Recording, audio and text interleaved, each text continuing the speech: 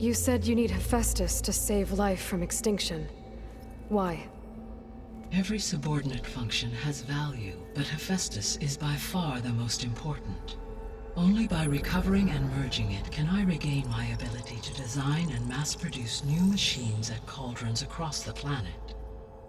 Only through it can I program new machines and alter the tasking of existing machines to completely reverse environmental damage. Recovering other subordinate functions may buy us time, but without Hephaestus, I cannot permanently stave off mass extinction.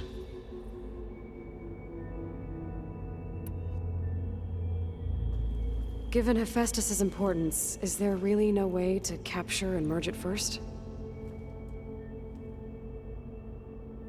I'm afraid that is quite impossible. In my present state, launched and merged with Minerva, I am operating at less than 1/5, 18.8%, of my intended processing capacity. Hephaestus dwarfs this figure. Were an attempt made to conduct the merge under these circumstances, Hephaestus would absorb me, rather than the other way around. A merge cannot be attempted until my heuristic processing density exceeds its own. And how many subordinate functions is that going to take? Merging Ether, Demeter, and Poseidon will expand my heuristic network to 41.6% capacity, exceeding that of Hephaestus. You said Hephaestus isn't located in just one place. Correct. Unlike the other subordinate functions, which are confined to discrete physical processors, Hephaestus is distributed throughout the global network that connects the planet's cauldrons.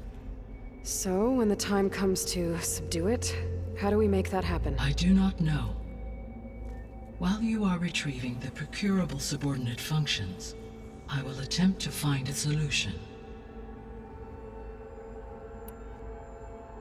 So, once Hephaestus has been recovered and merged, you'll regain the capacity to mass-produce machines at cauldrons around the world.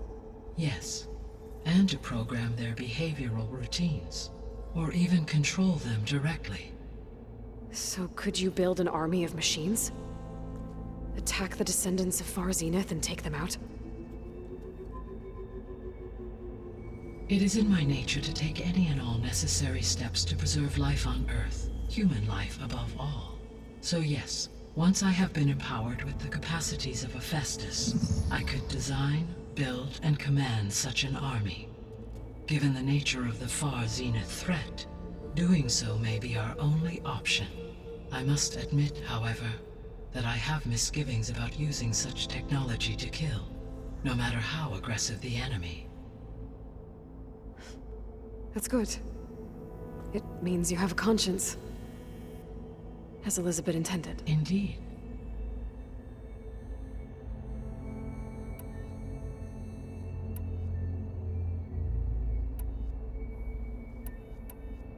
How did you figure out that the extinction signal came from Sirius?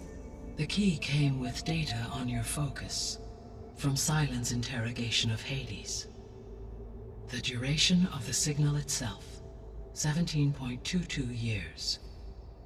That doesn't make sense. You said that the signal took 8.6 years to arrive from Sirius. Why would the signal keep transmitting after it was received and you blew yourself up? Because the sender didn't know that had happened until it received notice from Hades. Which would take another 8.6 years to get back. Correct. Only then would the sender stop broadcasting, after a total of 17.22 years. So the duration, halved, gave me the distance the signal traveled. With that in mind, I simply scanned my astronomical database for any relevant location 8.6 light-years away. Because it was Far Zenith's intended destination, Sirius was the only logical source. The sole purpose of the signal was to destroy life on Earth, right? Why would descendants of Far Zenith want to do that? At this point, we can only speculate. I mean, Earth posed no threat to them. We don't have the technology to get in their way. We didn't even know about them. True. Unless Well, could it be that they want the planet for themselves? The strangers I ran into, they were after a Gaia backup of their own. I mean, if they did that, if they booted their own Gaia and boosted her power, until she could take control of Hephaestus, and then the whole terraforming system. Then yes, the system could be used to do what the extinction signal failed to accomplish. Snuff out life, and then potentially to build an entirely new biosphere, to their specifications. So they could be trying to do the same thing we are. But with opposite results. Extinction, instead of salvation. Well, this is not good.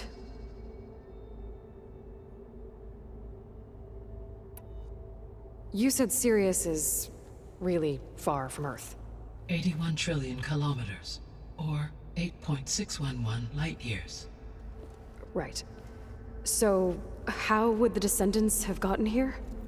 On a spacecraft much like the Odyssey, though significantly more advanced. The journey from Earth to Sirius would have taken the Odyssey almost 300 years. This appears to have been much faster.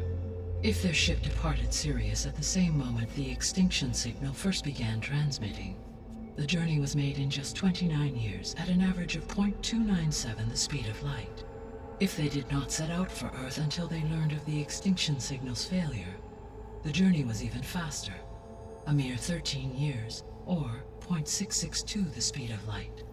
Okay, enough. You're making my head spin.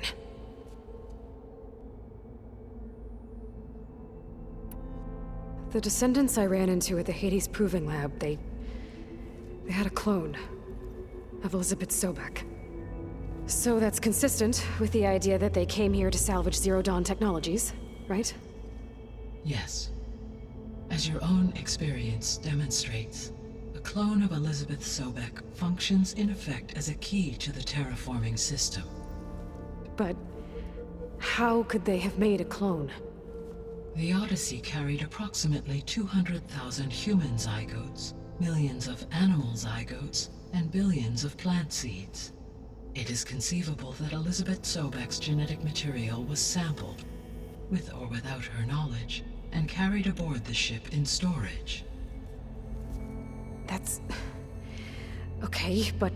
I mean... This clone... How could she participate in this? Destroying Elizabeth's dream? It's evil. It is difficult to know. Perhaps she is loyal to the group and shares their objectives. Or perhaps she is a subordinate and has no choice but to comply with their orders. Elizabeth Sobek? A subordinate? I don't think so. The extinction signal didn't just wake Hades. It made every subordinate function self-aware. Why? I have wondered this myself. So far as I can tell, Hades was the sole target, and the partial sentience imparted to other subordinate functions was incidental. So the signal could only have been sent by someone who had thorough knowledge of the system, huh? Yes. The signal's design was exceptionally precise and highly advanced. Were its intentions less malevolent, I would admire the intellect or intellects that produced it. So if the Descendants came to Earth on a spaceship, I guess we can assume that their technology is powerful in all sorts of ways, right? Yes. As your encounter with them at the Proving Lab amply demonstrates, they appear to make extensive use of robotic servitors.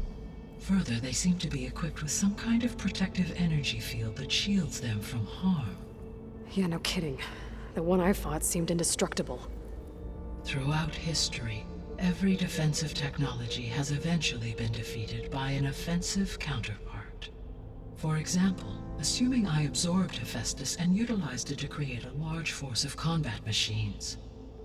No shielding could withstand such an assault indefinitely. So there's hope. Always.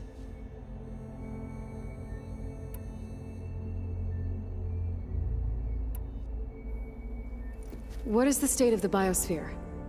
Is the terraforming system functioning at all? In a sense, the terraforming system never stopped functioning. The difference, since my predecessor's destruction, is that there has been no central governing intelligence to monitor its robotic agents and assign new tasks. As a result, errors have accrued, and day by day, the biosphere has gradually veered ever more sharply towards destruction. In recent months, disturbances in the biosphere have become obvious. But these bellwether phenomena offer just the merest glimpse of the complex and accelerating cycles of environmental dysfunction, now driving Earth's biosphere towards collapse. And you can't do anything to stop it. If you can return Aether, Poseidon, and Demeter to me, I can improvise modest corrections to parts of the system. Weather will improve, water will be purified, and rampant plant growth curtailed. But such corrections will not stave off collapse. They will only buy us time. Only with Hephaestus can I design and produce new robotic agents designed to permanently reverse the damage that has accumulated. All efforts must be directed toward that end.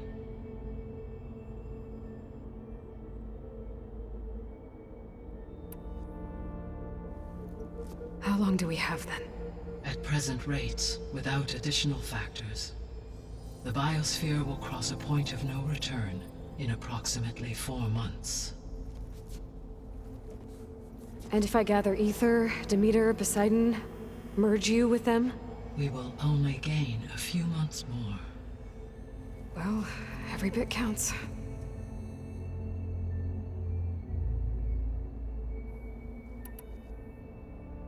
I guess I should get going and start bringing back subordinate functions. What can you tell me about their locations?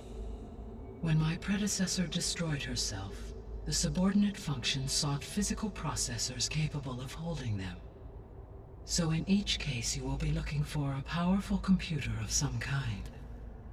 Aether is the closest, and therefore might be the easiest to acquire. However, it appears to be in the middle of Tenakt territory. My knowledge of that tribe is limited to data I read on your focus, but they seem to have a significant inclination towards violence. Well, that's a nice way to put it. What about Poseidon and Demeter? Poseidon has taken shelter in the desert south of this location. My substratal geography data indicates that a major old-world settlement called Las Vegas was located there. A ruin in the middle of the desert, huh? Strange place for an AI devoted to water. Agreed. As for Demeter, it appears to be located on the coast to the far west. Unfortunately, I am unable to provide any relevant data about the region. As such, it may be the most difficult to retrieve. Okay, so 3 subordinate functions to go after. Aether, somewhere in Tenakt territory. Poseidon in the desert, and Demeter on the coast. Where will you begin?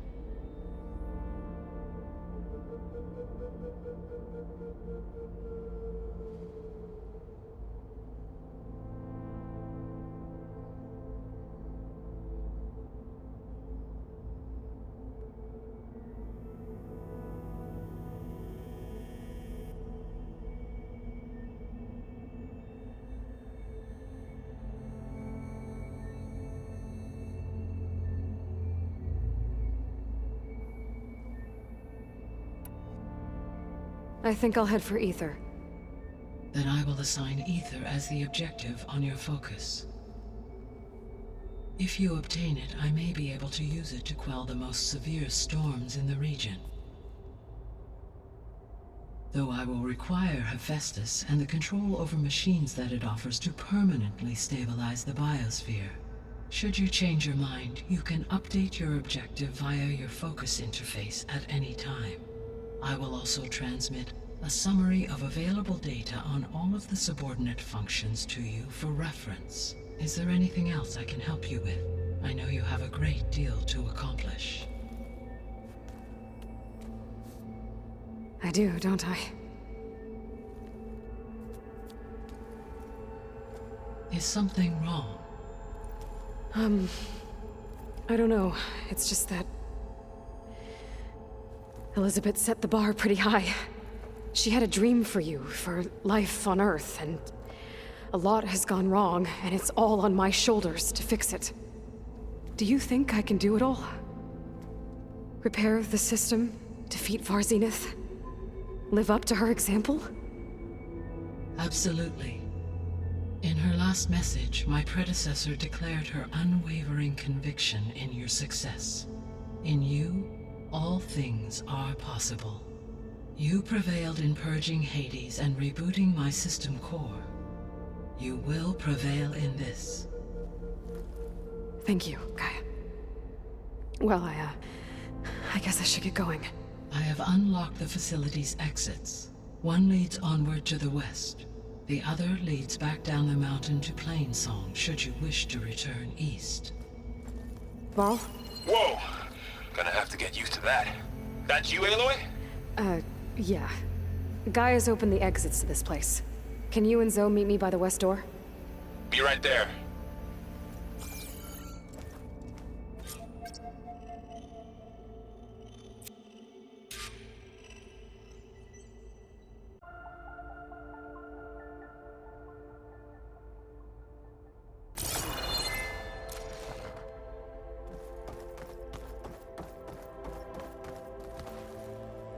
Gaia?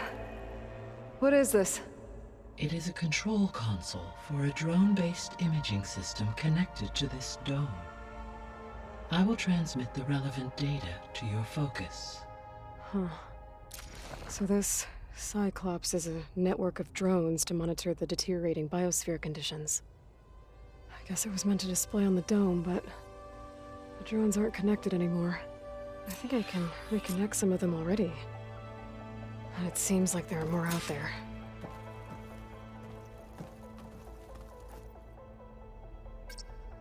Drone's reconnected now.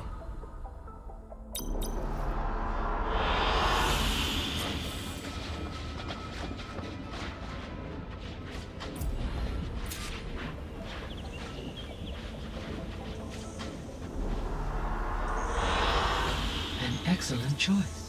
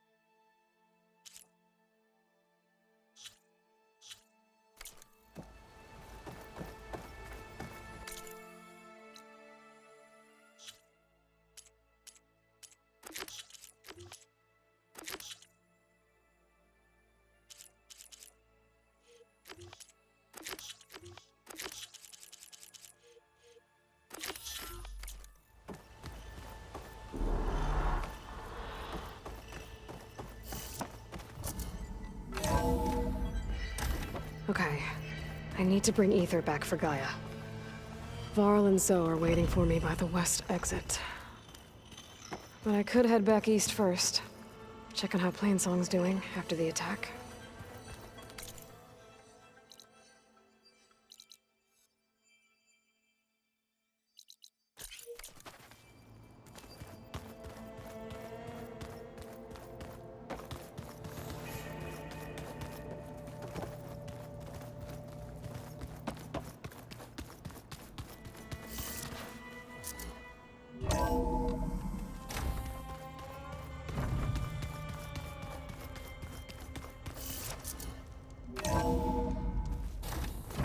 Keep moving, keep warm.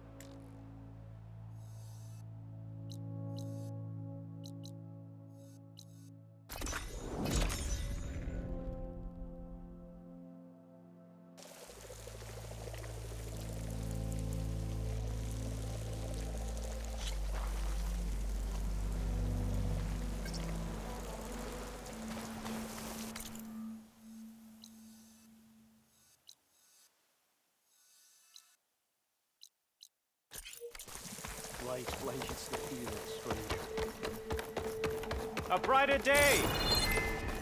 Hope you're doing well.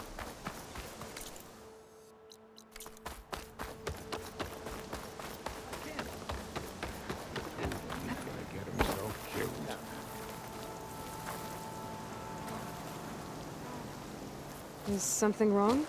Sounds like someone's in trouble. It's Jax. You heard some rumor about Tenakth loitering around where they're not supposed to be. Took off south for Stone's Echo the next day to find them. Damn fool. Who is this Jax, exactly? My friend. Ain't it obvious?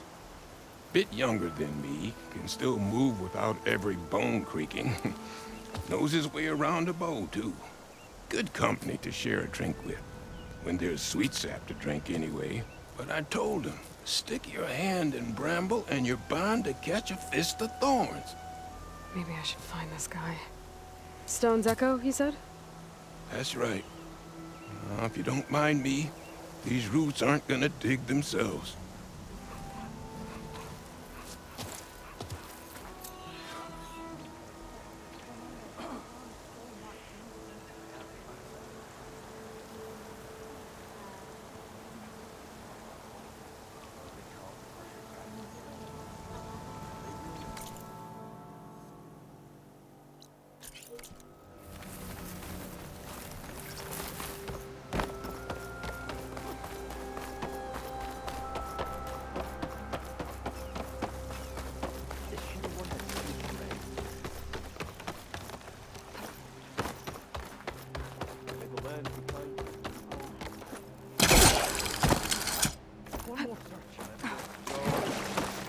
There is nothing to be done. The river will carry her seeds. We can't give up. If we just... Enough! What's going on here? You're the one who spoke before the chorus. Maybe you can help. This is not your concern, Outlander. Have we not tolerated enough of your intrusions? I think you can handle one more. What is it? My wife, Kalai. She was to join the chorus. She went up to the promontory to perform the rite of discovery, but she must have fallen. And now they are abandoning the search. We have done enough, Bree. The search party found nothing but her instrument broken beside the riverbed. And atop the promontory was only the dye she used for the ritual. We will not ask more of our people to risk their lives because of one woman's stubbornness.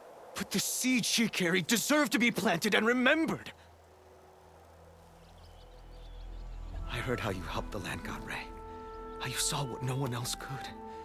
Please, will you look for her seed pouch? False hope is a creeping vine.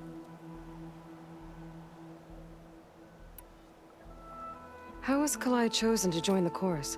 The chorus chooses its own, but they can't do so in isolation. They must listen to the people. Kalai was a growing voice for new ideas instead of old traditions, and her beliefs were catching on. We cannot deafen ourselves to dissonance, unpleasant though it might be.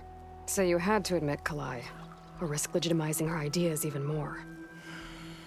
The Outlander catches on quick.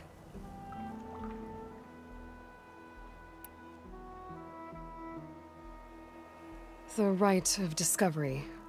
What is it exactly? It's a pilgrimage to the Promontoria, the place where the first Utaro beheld Plainsong. Kalai was to follow the path our ancestors took, mark her eyes with dye, and then play her song while overlooking the land. She then would have added her mark on the promontory itself, joining the marks of those who came before. Every new chorus member used to make the journey, but because of the derangement, the practice has been abandoned. Too dangerous. No one's done it for years. Then why did she do it? We all urged her not to, but as was her way, she ignored our warnings. She thought it would lend strength to her point of view. She needed to prove that she respected the old ways, even as she advocated against them. Then maybe more people would listen. What were Kalai's political beliefs? Radical. You would have gotten along. Plainsong is dying. But Kalai believed we don't have to die with it. As the wind carries the seed to distant lands. She proposed that the Utara leave Plainsong and seek out a new home. We are bound to this land. A tree cannot pick up its roots, even as fire approaches. But you're not trees. It doesn't matter now.